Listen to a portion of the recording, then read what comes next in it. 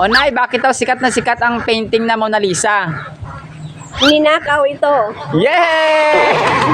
Ang painting na may pinakamalaking insurance sa buong mundo sa tumataginting na $100 million according sa Guinness World Records ay naging tanyag dahil sa ninakaw ito. Maliban sa iginuhit ito ng great painter na si Leonardo da Vinci, ang pagnakaw sa Mona Lisa ay hindi mo akalaing naging daan pa para sa kanyang katanyagan. Ang naging pasimuno ng pagnanakaw ay ang Italianong handyman na si Vincenzo Perugia or Perugia. Noong 1913 ay binenta niya ito sa isang antique buyer. Ngunit nakakalap na impormasyon ang buyer na ito nga ay ninakaw. And to cut the long story short, ay naisauli ang painting na Mona Lisa sa parehong taon. Ah, ninakaw pala ang Mona Lisa.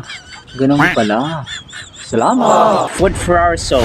And He, Jesus Christ, is before all things, and in Him all things hold together. Sa Tagalog, siya ang una sa lahat at ang buong sansinukob ay nananatiling nasa kaayusan sa pamamagitan niya, Jesus Christ.